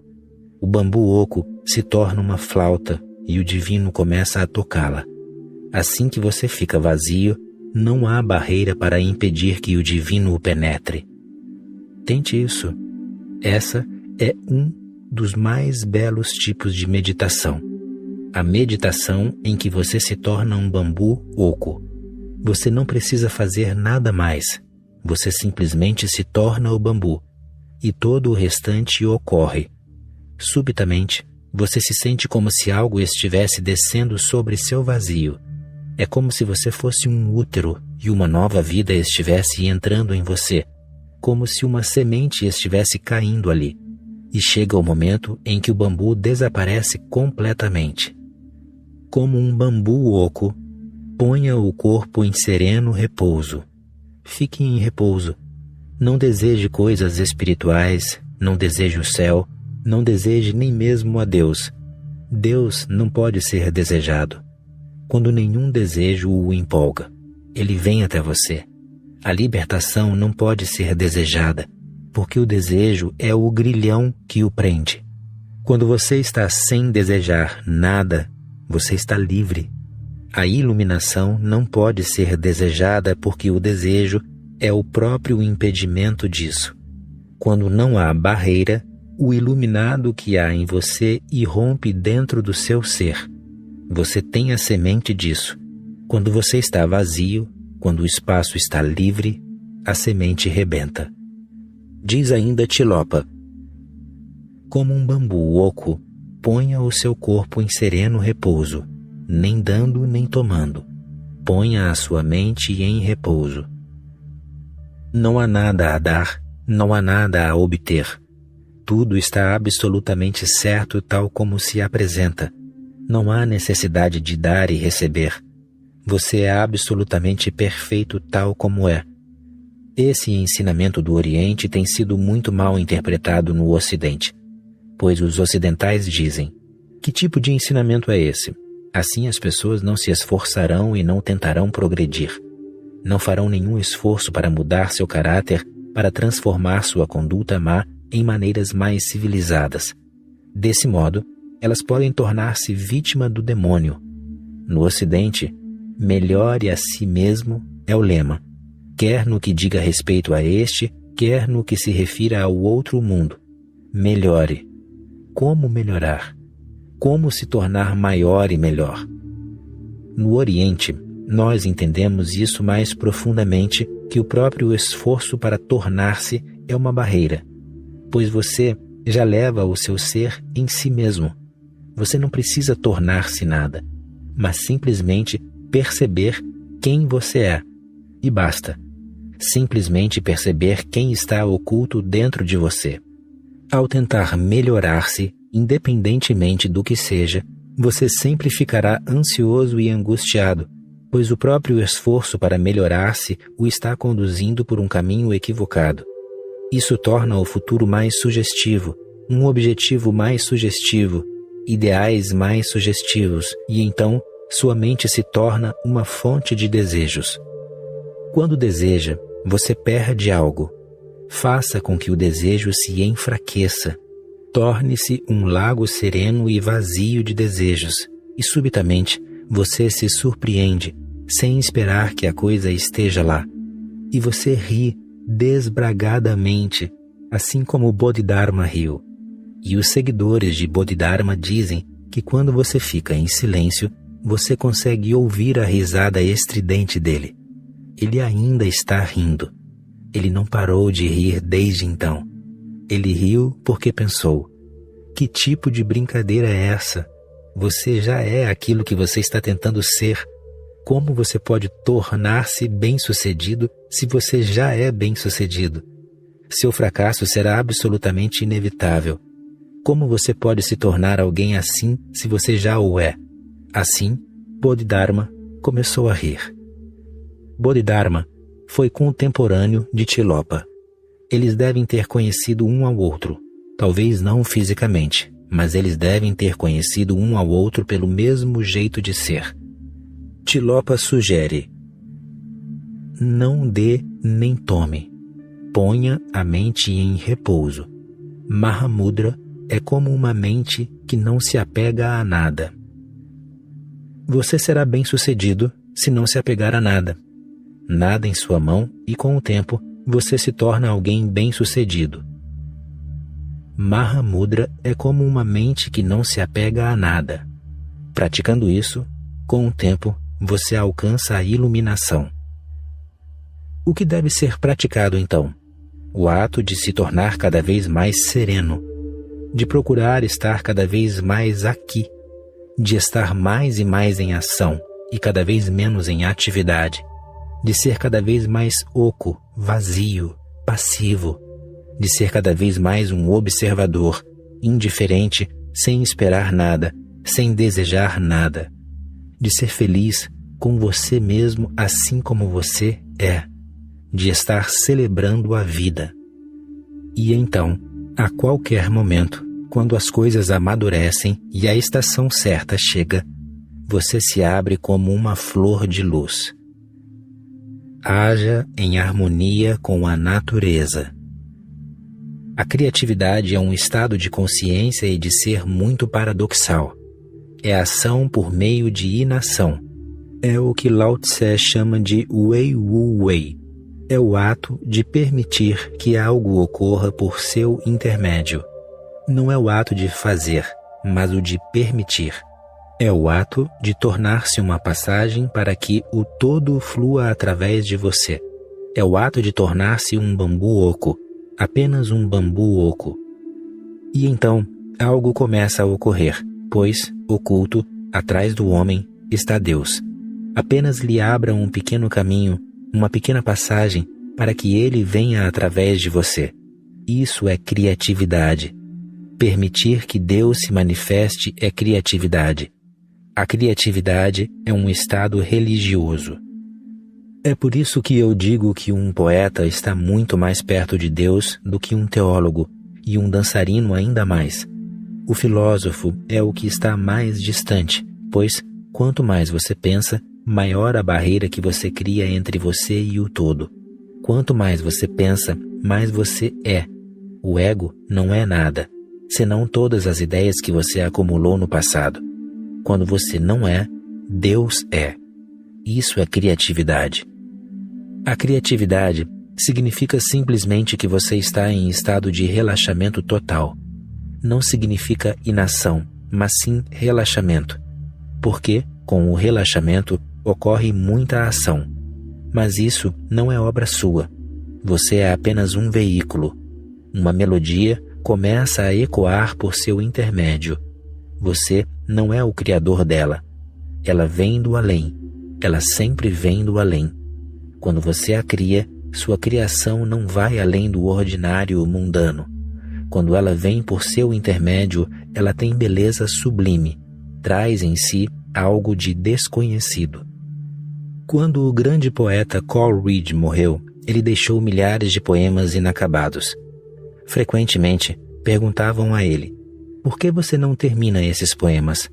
Pois a alguns faltavam apenas algumas linhas para serem terminados. Por que você não os termina de compor? Ele respondia: não posso. Eu tento, mas quando os termino de compor, parece faltar algo. Alguma coisa parece estar errada. Minha linha nunca se harmoniza com a que flui por meu intermédio. Ela se me torna um tropeço, uma rocha, e impede-lhe a fluidez. Assim, tenho que aguardar. Quem quer que tenha fluído por intermédio de mim, quando ele começa a fluir outra vez e completar o poema, ele estará terminado. Antes disso, não. Ele terminou apenas uns poucos poemas, mas eles são de sublime beleza, de grande esplendor místico. Sempre foi assim. O poeta desaparece, a criatividade aparece. Nessa ocasião, ele é possuído. Sim, essa é a palavra. Ele é possuído. Criatividade é ser possuído por Deus. Simone de Beauvoir disse: a vida se ocupa com a própria perpetuação e a superação de si mesma. Se tudo o que ela faz é manter a si mesma, então viver é apenas não morrer. E o homem que não é criativo está apenas não morrendo. Só isso. Sua vida não tem profundidade. Sua vida ainda não é vida, mas apenas um prefácio. Seu livro da vida ainda não começou a ser escrito. Ele nasceu, é verdade, mas ainda não está vivo. Quando você se torna criativo, quando permite que a criatividade flua por intermédio de você, quando você começa a cantar uma canção que não é sua, que você não pode assinalar nem dizer, ela é criação minha, sobre a qual você não pode apor sua assinatura, então a vida cria asas e desfere voos. Na criatividade está a superação. De outro modo, nós podemos continuar, no máximo, a nos perpetuarmos tal como somos. Você cria uma criança. Isso não é criatividade. Você morre e a criança fica para perpetuar a vida. Mas perpetuar-se não basta, a menos que você comece a superar a si mesmo. E essa superação só ocorre quando algo do além entra em contato com você. Esse é o ponto de transcendência, superação. E na superação, o milagre ocorre. Você não existe. Contudo, pela primeira vez, você existe. O princípio da sabedoria é agir em harmonia com a natureza. Essa é a mensagem de todos os grandes místicos: Lao Tse, Buda, Baha'u'lláh, Sozan, Sanai. Agir em harmonia com a natureza. Os animais sempre agem em harmonia com a natureza. Por ter consciência, o homem pode optar por não agir em harmonia com ela. Disso resulta grande responsabilidade. O homem tem responsabilidade. Somente o homem tem responsabilidade. Essa é a sua grandeza. Nenhum outro animal é responsável. O animal simplesmente age harmoniosamente. Para ele, não há como se desviar disso. O animal não pode divergir. Ele ainda não é capaz de divergir. Ele ainda não tem consciência. Ele age como você age quando em sono profundo. Em sono profundo, você também entra em harmonia com a natureza. Eis porque o sono profundo é tão revigorante, tão relaxante. Apenas alguns minutos de sono profundo e você está renovado e rejuvenescido. Toda a poeira que você tinha acumulado sobre si e toda a canseira e enfado desaparecem. Você entrou em contato com a fonte. Mas essa é uma forma animalesca de contatar a fonte. O sono é uma forma animalesca de contatar a fonte. Os animais são horizontais. O homem é vertical. Quando você deseja dormir, você tem que se pôr na posição horizontal. Somente na posição horizontal você consegue adormecer. Você não consegue adormecer em pé, pois isso é muito incômodo. Você tem que voltar atrás, milhões de anos atrás, como se fosse um animal. Você se põe em posição horizontal, paralelamente à terra. De repente, você começa a perder a consciência. Subitamente, você não é mais responsável. Foi por causa disso que Sigmund Freud adotou o divã para tratar o paciente. O divã não é para o conforto do paciente. Ele é uma estratégia. Assim que o paciente fica em posição horizontal, ele começa a ser irresponsável. E, a menos que ele se sinta completamente livre para dizer coisas, ele não fala sobre coisas do inconsciente. Se ele permanece responsável e verticalmente, ele avalia o tempo todo se deve ou não dizer algo. Ele fica censurando a si mesmo. Quando ele se põe em posição horizontal no divã, o psicanalista está atrás, oculto. Você não pode vê-lo. De repente, ele torna a ser um animal, não tem responsabilidade. Ele começa a falar livremente sobre coisas que jamais teria dito a alguém, a um estranho.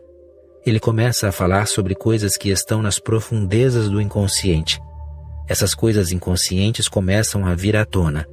É uma estratégia freudiana para tornar o paciente totalmente impotente, como uma criança ou um animal. Assim que você deixa de se sentir responsável, você se torna natural.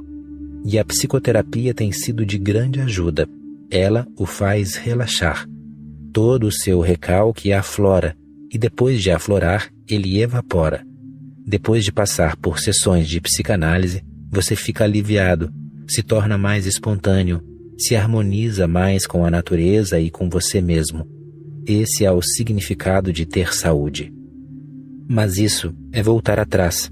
Isso é regressão. É voltar para o porão. Há outra forma de superação, e isso é subir para o sótão. Não ao jeito de Sigmund Freud, mas à maneira de Buda. Você pode se superar se mantendo em contato consciente com a natureza. E isso é o princípio da sabedoria. Estar em harmonia com a natureza, com o ritmo natural do universo. E sempre que você está em harmonia com o ritmo natural do universo, você é poeta, pintor, músico, dançarino. Experimente. Algum dia, sentado perto de uma árvore, sintonize-se com ela conscientemente. Torne-se uno com a natureza. Deixe que as barreiras se desfaçam. Torne-se a própria árvore, a relva, a brisa, e subitamente você vê algo que jamais aconteceu com você antes passa a ocorrer. Sua visão se torna mais ampla e penetrante. As árvores se mostram mais verdes do que nunca, e as rosas mais rosadas, e tudo parece luminoso. De repente, você sente vontade de entoar uma canção, sem saber de onde ela vem. Seus pés parecem querer dançar. Você se sente como se seu sangue quisesse dançar dentro das veias. Você consegue ouvir os sons da melodia por dentro e por fora. Esse é o estado de criatividade. Isso pode ser apontado como a qualidade básica do fenômeno. Estar em harmonia com a natureza. Estar em sintonia com a vida, com o universo. Lao Tse deu a isso um belo nome. Wei Wu Wei. Ação pela inação. Esse é o paradoxo da criatividade. Se você vê um pintor pintando, certamente ele está ativo, plenamente ativo, freneticamente ativo. Ele é todo ação. Do mesmo modo, se você vê um dançarino dançar, ele é todo ação. Mas no fundo, não há nenhum agente, nenhum criador. Há apenas silêncio. Daí, o motivo de eu dizer que a criatividade é um estado paradoxal. Todos os estados belos são paradoxais. Quanto mais alto você se eleva, mais profundamente você penetra no paradoxo da realidade. Ação suprema com relaxamento supremo. Na superfície, uma ação grandiosa está ocorrendo. No interior, nada está ocorrendo, ou somente nada está ocorrendo. Cedendo a uma força que não é sua, entregando-se a uma força que está além de você. Isso é criatividade. Meditação é criatividade. E quando o ego desaparece, a ferida em você desaparece. Você está curado. Você está são. O ego é a sua doença. Quando o ego desaparece, você sai da inoperância. Você começa a imbuir-se da vida. Você começa a imbuir-se com o fluxo imenso da existência.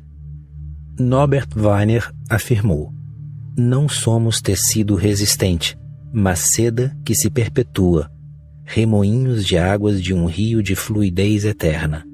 Assim, você não é um ego, mas um acontecimento, ou uma série de acontecimentos. Portanto, você é um processo e não uma coisa. A consciência não é uma coisa, é um processo, e nós fizemos dela uma coisa. No instante em que você a chama de eu, ela se torna uma coisa, definida, restrita, adormecida, estagnada, e você começa a morrer. O ego é a sua morte, e a morte do ego é o começo de sua vida real. A vida real é criatividade. Você não precisa ir a nenhuma escola para aprender a ser criativo. Tudo o que você precisa é voltar-se para dentro de si mesmo e ajudar a extinção do próprio ego. Não o apoie, não continue a fortalecê-lo. E, quando o ego não existe, tudo é verdadeiro, tudo é belo. Não estou dizendo que todos vocês se tornarão Picassos e Shakespeares. Não estou dizendo isso. Alguns de vocês se tornarão pintores. Outros se tornarão cantores, outros se tornarão músicos, outros dançarinos. Mas essa não é a questão. Cada um de vocês se tornará criativo ao seu próprio modo. Talvez você seja um cozinheiro, mas terá criatividade. Ou talvez você seja um limpador de ruas, mas terá criatividade. Não haverá enfado. Você se tornará engenhoso nas pequenas coisas. Mesmo nas tarefas de limpeza haverá reverência, louvor. Assim, Tudo o que você fizer terá o cunho da criatividade. E nós não precisamos de muitos pintores. Se acontecer de todos se tornarem pintores, a vida se tornará muito difícil. Não precisamos de muitos poetas. Precisamos de jardineiros também. Precisamos de fazendeiros e precisamos de todos os tipos de pessoas. Mas toda pessoa pode ser criativa. Se ela é meditativa e liberta do ego, Deus começa a fluir por intermédio dela. Conforme a sua capacidade, conforme o seu potencial, Deus começa a assumir formas específicas. Então, tudo é bom. Você não precisa tornar-se famoso. A pessoa realmente criativa não se preocupa em tornar-se famosa. Não há necessidade disso. Ela se sente tão profundamente envolvida com o que ela está fazendo, ela fica tão contente com o que ela é e com o lugar onde está, que não há nela espaço para desejos. Quando você é criativo, o desejo desaparece.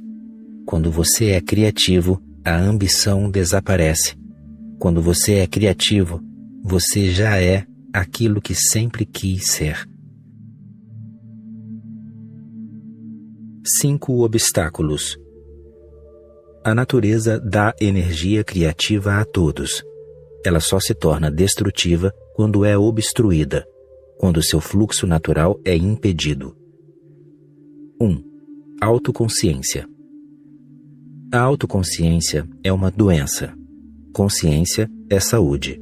Autoconsciência é doença. Algo deu errado. Algum problema aflorou. Algum complexo. O rio da consciência não está fluindo naturalmente. Algo estranho entrou no rio da consciência.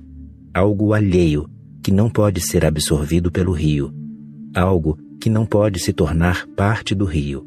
Algo que reluta em se tornar parte do rio. A autoconsciência é morbidez. A autoconsciência é um estado de gelidez, de bloqueio. É também como um lago de águas estagnadas, que não vão a lugar nenhum, mas apenas vão secando-se, evaporando-se e morrendo. Logicamente, essas águas cheiram mal.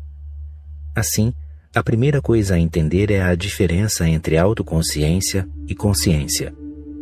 A consciência não faz a mínima ideia do que seja o eu, o ego. Não tem a mais ligeira noção do que seja a separação entre o ser e a existência. Ela não conhece nenhuma barreira, não conhece limites, ela é una com a existência. Ela existe em profunda unicidade com ela. Com ela, não há conflito entre o indivíduo e o todo. O ser simplesmente está sempre a fluir para dentro do todo, e o todo flui para dentro do ser. É como a respiração. Você inspira e expira. Quando você inspira, o todo entra em você. Quando você expira, você entra no todo. É um fluxo constante, um compartir perene. O todo lhe doa constantemente e você doa constantemente ao todo. O equilíbrio nunca se desfaz. Mas, numa pessoa autoconsciente, algo deu errado. Ela inala, mas nunca exala. Ela vai acumulando sem parar o que inala e, por isso, se tornou incapaz de partilhar o que assimila. Ela não para de criar barreiras em torno de si, de modo que ninguém as consiga transpor. Ela está sempre acrescentando placas em torno de seu ser. Entrada proibida. Aos poucos, ela se torna um túmulo, um ser morto, pois a vida está no partilhar. O eu é uma coisa morta, vivo apenas no nome. Consciência é vida infinita, vida abundante. Ela não conhece barreiras, mas, geralmente, as pessoas são autoconscientes. Ser autoconsciente é ser inconsciente. Esse paradoxo precisa ser entendido. Ser autoconsciente é ser inconsciente e ignorar a si mesmo, ou ser auto-inconsciente. É tornar-se consciente. E, quando o eu não existe, quando esse pequeno, diminuto eu desaparece, você alcança o verdadeiro eu, com E maiúsculo. Chame-o de Eu Supremo, o eu de tudo. Portanto, ele é ambas as coisas, não eu no sentido de que ele não é apenas seu, e também o eu absoluto, pois ele é o eu de tudo. Você perde seu minúsculo centro e alcança o centro da existência em si. De repente, você se torna infinito. Subitamente, você não está mais circunscrito, nenhuma jaula confina o seu ser, e uma força infinita começa a fluir por intermédio de seu ser. Você se torna um veículo, desimpedido, sem obstrução. Você se torna uma flauta, e Krishna pode cantar por intermédio de você. Você se torna apenas um canal, vazio, com nada seu. Isso é o que eu chamo de entrega. A autoconsciência é uma atitude de resistência. É uma atitude de conflito, de luta, de oposição. Se você está lutando com a existência, você é autoconsciente e, logicamente, você será derrotado seguidamente. Cada passo será um passo em direção a mais e mais derrotas. Sua frustração é inevitável, pois você está condenado desde o começo, já que não pode sustentar seu eu contra o universo. É impossível. Você não pode existir separadamente. Você não pode ser um monge. Essa palavra, monge, é boa. Talvez você conheça palavras semelhantes, derivadas da mesma raiz, como monopólio ou monastério ou monólogo. Um monge é alguém que está tentando ser ele mesmo, que está tentando definir suas fronteiras e existir separadamente da totalidade da existência. Todo o seu esforço é egoísta, está fadado ao fracasso. Nenhum monge jamais será bem-sucedido. Você só pode ser bem-sucedido com Deus, jamais contra Ele. Você só pode ser bem-sucedido com o todo, nunca contra Ele. Portanto, se você se sente frustrado, profundamente infeliz, lembre-se, você está criando essa infelicidade, e você a está criando por causa de um engano sutil. Você está lutando contra o todo. Aconteceu. Deve ter sido uma estação chuvosa como esta, e o rio da cidade transbordou. As pessoas foram correndo até Mullah Nasruddin e disseram: sua esposa caiu no rio em cheia. Corra, salve-a. Nasruddin pôs-se a correr. Ele pulou dentro do rio e começou a nadar contra a correnteza. As pessoas que se haviam reunido para observar gritaram: "O que você está fazendo, Nasruddin? Sua esposa não pode nadar contra a correnteza. A correnteza a levou pelo rio abaixo." Nasruddin respondeu: "Do que vocês estão falando? Eu conheço a minha esposa. Ela só sabe nadar contra a correnteza." O ego está sempre esforçando-se para nadar contra a correnteza. As pessoas não gostam de fazer coisas fáceis. Antes de fazê-las, elas gostam de torná-las árduas, difíceis. As pessoas adoram fazer coisas difíceis. Por quê? Porque quando você enfrenta uma situação difícil, seu ego se torna sutil, sagaz. É um desafio. Quando os primeiros homens alcançaram o topo do Everest, alguém perguntou a Edmund Hillary: "Por que você correu esse risco? Isso é perigoso. Muitos outros morreram antes de você e não conseguiram chegar lá."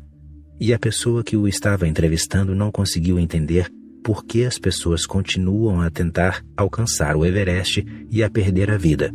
Qual o sentido disso? O que há a alcançar nisso? Segundo consta, Edmund Hillary disse: "Não podemos descansar enquanto esse monte não for conquistado. Temos que conquistá-lo. Não há nada a conquistar nisso, mas a simples presença do Everest, sem conquistadores que o tenham alcançado, é um desafio." E para quem é o desafio? Para o ego. Observe a sua própria vida. Você está fazendo muitas coisas apenas por causa do ego. Você quer construir uma casa grande. Talvez você esteja perfeitamente confortável em sua casa assim mesmo como ela é. Mas você quer construir um grande palácio. Esse palácio não é para você.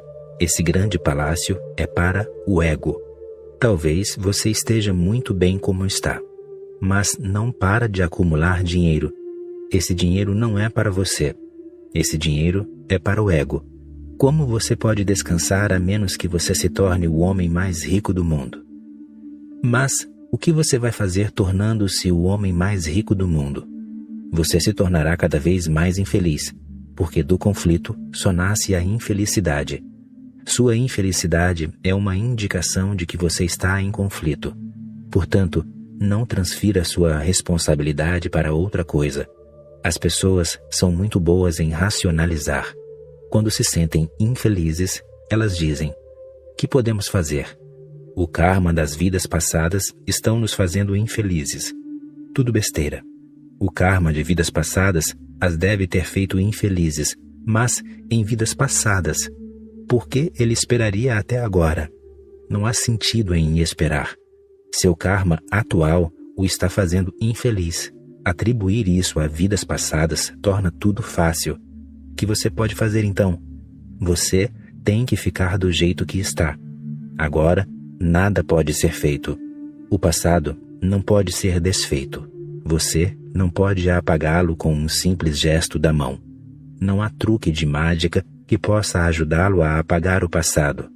Ele aconteceu e aconteceu para sempre. Agora, ele permanecerá absoluto. Não há como mudá-lo. Isso alivia seu fardo. E você pensa: então, tudo bem. Tenho que ser infeliz por causa do karma do passado. Você pode pôr a responsabilidade no demônio, como sempre fazem os cristãos. Os hindus sempre responsabilizam o karma do passado, e os cristãos estão sempre pondo a responsabilidade disso no demônio. Ele deve estar criando armadilhas para você. Não é você, dizem. É o demônio que o apanha em armadilhas de miséria e infelicidade e que não para de puxá-lo para o inferno. Quem está aborrecido com você? Por que o demônio deveria estar aborrecido com você? E há também os marxistas, os comunistas, os socialistas. Eles dizem que é a estrutura social, o sistema econômico que torna as pessoas infelizes. E também os freudianos, os psicanalistas. Eles dizem que o problema está no relacionamento entre mãe e filho. A causa é sempre outra coisa, jamais você. Ela jamais é você no presente. E eu gostaria de dizer a você: a causa é você. Se você é infeliz, você e só você é o responsável por isso. Nem o passado, nem a estrutura social, nem o sistema econômico. Nada o ajudará. Se você continuar a ser você, em qualquer tipo de sociedade, você continuará a ser infeliz. Em qualquer sistema econômico, você permanecerá infeliz. Em qualquer mundo, você continuará a ser infeliz, se você continuar a ser você.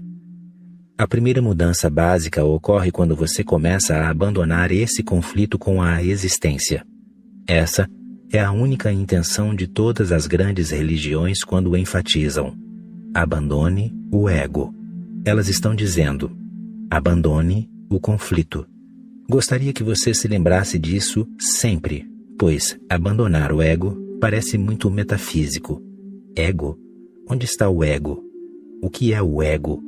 A palavra parece conhecida, você parece muito familiarizado com ela, mas parece também muito vaga. Seu significado não pode ser compreendido. Deixe-me ser mais direto. Abandone o conflito, pois o ego é subproduto de sua atitude conflitante. As pessoas falam em conquistar a natureza. As pessoas falam em conquistar isso e aquilo. Como você pode conquistar a natureza? Você é parte dela. Como a parte pode conquistar o todo? Observe a idiotice disso, sua estupidez. Você pode estar no todo em harmonia, ou você pode estar em conflito com o todo em desarmonia. Desarmonia gera infelicidade. Harmonia gera felicidade. Harmonia resulta naturalmente em silêncio profundo, alegria, deleite. Conflito gera ansiedade, angústia, estafa, tensão. O ego não é nada senão todas as tensões que você gerou em torno de si mesmo. E você não tem necessidade disso. Mas por que o homem continua a criá-las? Deve haver uma razão. Por que todos estão sempre fomentando o ego, o eu? Porque o verdadeiro eu é desconhecido. É por isso. e é muito difícil viver sem um eu. Assim, criamos um pseudo-eu, um eu substituto. O verdadeiro eu é ignorado. Aliás, o verdadeiro eu jamais se torna absolutamente conhecido. Ele permanece envolto em mistério. Ele continua inefável, indefinível. O verdadeiro eu é tão vasto que você não pode defini-lo, e o verdadeiro eu é tão misterioso que você não pode alcançar-lhe o âmago. O verdadeiro eu é o eu do todo. É impossível para o intelecto humano penetrá-lo, ponderá-lo, contemplá-lo. Existe uma história famosa de um sábio que foi convocado para falar com Alexandre, o Grande. E Alexandre perguntou a ele: ouvi dizer que você conseguiu descobrir o que é Deus. Assim, pois, fale-me sobre isso. Tenho indagado sobre isso e as pessoas dizem que você obteve a resposta. Portanto, esclareça-me sobre a natureza de Deus, sobre o que é Deus. Consta que o homem respondeu: dê-me pelo menos 24 horas para pensar a respeito disso. Passaram-se as 24 horas, e Alexandre ficou esperando muito ansiosamente. O sábio voltou a ele e disse: serão necessários 7 dias. E passaram-se os 7 dias, e Alexandre ficou muito impaciente. O sábio voltou outra vez e disse: precisarei de mais 1 ano. Alexandre disse a ele: o que você quer dizer com isso? Que precisará de mais 1 ano? Ou você sabe ou não sabe. Se você sabe, sabe. Nesse caso, diga-me, por que perder tempo? O sábio riu e disse: quanto mais reflito, mais o assunto se me torna incognoscível. Quanto mais sei, mais difícil se torna para mim dizer que sei. Durante 24 horas, tentei e tentei, e a questão começou a escapulir-se de minhas mãos. Ela é muito escorregadia, é como o mercúrio. Depois, eu pedi 7 dias. Isso não ajudou. Agora, pelo menos 1 ano. E não tenho certeza sobre se serei capaz de lhe trazer uma definição. O sábio fez bem. Ele deve ter sido realmente sábio, pois não há como definir o eu real. Mas o homem não pode viver sem um eu. Desse jeito, a pessoa se sente muito vazia. Assim, a pessoa se sente como uma roda sem cubo. Assim, a pessoa se sente como uma circunferência sem centro. Não, é difícil viver sem um eu. Conhecer o verdadeiro eu é tarefa árdua. A pessoa tem que percorrer um longo caminho para que isso ocorra. Ela tem que bater em muitas portas antes de chegar à porta certa. O engano fácil é você poder criar um eu falso. Cultivar rosas é difícil. Você pode comprar rosas de plástico. Elas não o enganarão, mas enganarão os vizinhos. Esse é o caso do eu, do ego. Ele não pode enganá-lo. Você sabe bem que você mesmo não sabe quem você é, mas, pelo menos, ele pode enganar os vizinhos. No mundo exterior, pelo menos você tem um rótulo que o identifica. Você já pensou nisso? Se alguém lhe pergunta: quem é você? O que você responde?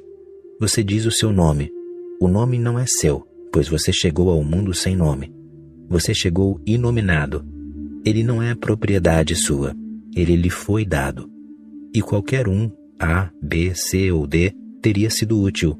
A questão é arbitrária. Não é fundamental, absolutamente.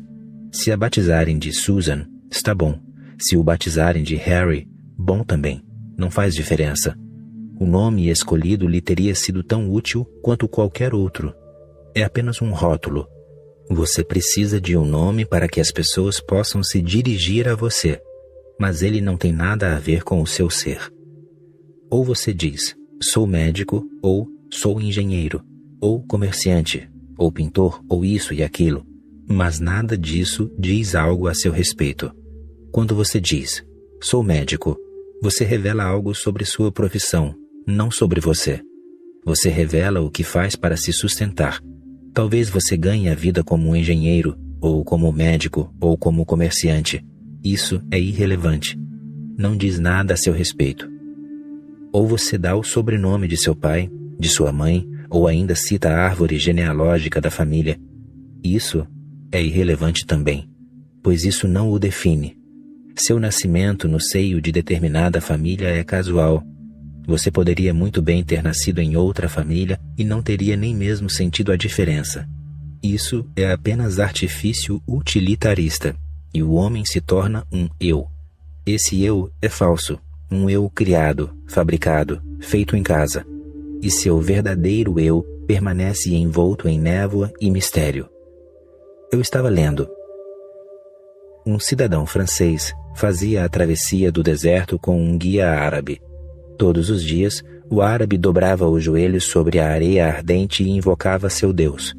Por fim, certa noite, o descrente francês disse ao árabe: "Como você sabe que Deus existe?" O guia fixou brevemente o olhar no que zombava de sua fé e depois respondeu: "Como eu sei que Deus existe? Como eu sei que foi um camelo e não um homem que passou aqui a noite passada? Não foi por suas pegadas na areia?" E, apontando para o sol, cujos últimos raios se apagavam sobre o horizonte, acrescentou: "Aquela pegada não é de homem." Seu eu não pode ser criado por você, não pode ser feito pelo homem. Seu eu, você o trouxe consigo. É você. Pois, como você pode criá-lo? Para criá-lo, você teria que existir antes de tudo. É isso o que cristãos, muçulmanos, hindus querem dizer quando afirmam que o homem é criatura. Isso significa que o homem não criou a si mesmo. Só isso. O Criador está oculto em algum lugar no desconhecido. Nós saímos de alguma misteriosa fonte de vida. Seu eu não é seu. Esse eu falso não é seu, pois foi você que o criou. E seu eu real não é seu porque ele ainda está em Deus. Você ainda está radicado em Deus.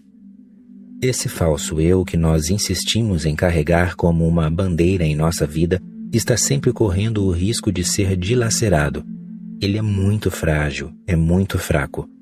E não podia deixar de ser, pois é feito pelo homem. Como o homem pode fazer algo imortal? Ele mesmo tem que passar por muitas mortes, portanto, tudo o que ele produz é sempre perecível. Daí, o receio contínuo de que eu posso me perder. Meu eu pode ser destruído. Um receio contínuo vibra dentro de seu ser. Você jamais consegue certificar-se desse seu eu falso, embora saiba que ele é falso. Você pode evitar a realidade, mas sabe que ele é falso.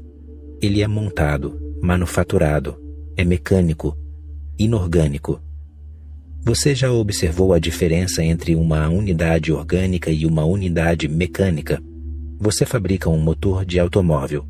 Você pode comprar peças automotivas no mercado e reunir essas peças, e o motor começa a funcionar como um sistema.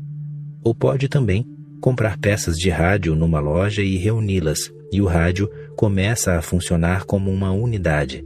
De certo modo, ela passa a ter um eu. Nenhuma peça pode funcionar como um rádio por si só. Todas as partes juntas começam a funcionar como um rádio. Mas, ainda assim, a unidade é mecânica, forçada de fora para dentro. Mas, quando você lança sementes ao solo, elas penetram nele e a planta cresce. Essa unidade é orgânica. Não é forçada de fora para dentro. A unidade estava dentro da própria semente. A semente vai lançando rebentos, vai colhendo 1001 coisas da terra, do ar, do sol, do céu. Mas a unidade está vindo de dentro. Numa unidade mecânica, a circunferência vem primeiro, e depois o centro. O homem é uma unidade orgânica. Você foi uma semente um dia, como qualquer árvore. No solo uterino de sua mãe, você começou a formar sua circunferência. O centro formou-se primeiro. O centro precedeu a circunferência. E agora, você se esqueceu do centro totalmente. Você vive na circunferência e acha que esta é toda a sua vida. Essa circunferência e o ato de viver constantemente nela cria um tipo de eu, de pseudo-eu, que lhe dá a sensação de que sim, você é alguém. Mas está sempre tremendo, pois não há unidade orgânica nela. Daí o medo da morte. Quando você conhece seu verdadeiro eu, você jamais sente medo da morte. Isso é indubitável, pois a unidade orgânica jamais morre. A unidade orgânica é imortal. Somente a unidade mecânica é mortal. Somente as unidades mecânicas são montadas e morrem. Um dia, aquilo que é montado se desmonta. A unidade mecânica tem começo e fim. A unidade orgânica não tem começo nem fim. É um sistema eterno. Você conhece o seu centro? Se não conhece, você estará sempre com medo. Portanto, o autoconsciente está sempre com medo, sempre tremendo. E você sempre precisa do apoio dos outros. Alguém para elogiá-lo, alguém para aplaudi-lo, alguém para dizer como você é bonito ou inteligente. Você precisa de alguém para lhe dizer essas coisas, como se fossem sugestões hipnóticas, de modo que sim, você é inteligente, você é belo, você é forte. Mas veja o detalhe, você depende dos outros. Um tolo vem até você e diz que você é muito inteligente. E, aliás, você somente parece inteligente para o tolo. Se ele for mais inteligente do que você, obviamente, você não parecerá inteligente para ele.